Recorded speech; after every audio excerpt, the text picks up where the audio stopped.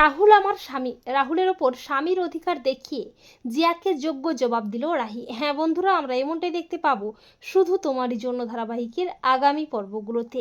পিসি ঠাম্মি রাহিকে অপয়া অলক্ষী বলে বাড়ির থেকে চলে যেতে বলে। রাহিও দুঃখ কষ্ট যন্ত্রণা নিয়ে বাড়ির থেকে চলে যাবে করে। অপরদিকে রাহুলের খুব কষ্ট হয় রাহির জন্য।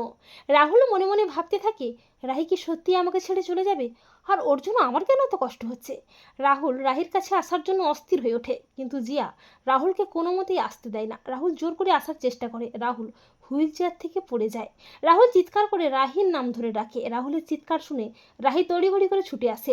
রাহুল অভিমান করে রাহির মুখ দেখতে চায় না, তবে রাহি রাহুলের অভিমানের পরোয়া না করে রাহুলকে ভালোবেসে বলে, রাহুলকে সুস্থ করে তুলতে আমি ওর কাছে এ বাড়িতেই থাকবো। এরপর রাহুল ও রাহি দূরে যেতে গিয়েও নিজেদের অজান্তে বারবার কাছাকাছি চলে আসে।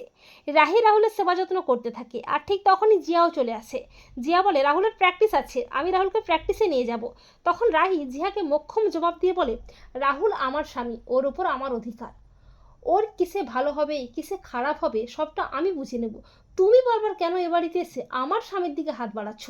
আমাদের দুজনের মাঝে কোনো তৃতীয় ব্যক্তি যদি ঢোকার চেষ্টা করে না, তাকে কিভাবে ঘাড় ধাক্কা দিয়ে টেনে হিঁচড়ে বের করে দিতে হয় সেটা আমি খুব ভালো করেই জানি। জিয়া বলে, রাহুল তুই দেখতে পাচ্ছিস না তোর সামনে তোর বউ কিভাবে আমাকে অপমান করছে, আর তুই চুপ করে বসে আছিস দেখছিস? রাহুল বলে, জিয়া রাহি তো ঠিকই বলেছে, তুই আমাদের মাঝে কেন বারবার চলে আসিস? রাহি আছে তো, ও আমার খেয়াল রাখবে। রাহি পাশে থাকলে আমি খুব তাড়াতাড়ি সুস্থ হয়ে উঠবো, তুই এখন যা। জিয়ার থোতা মুখটা একেবারে হোতা হয়ে যায়। তো বন্ধুরা, তোমরাও এটাই চাও তো যে রাহুলকে ভালোবেসে জিয়াকে যেন মোক্ষম জবাব দেয় রাহি? কমেন্ট করে একটু জানিয়ে দাও তোমাদের মতামতটি।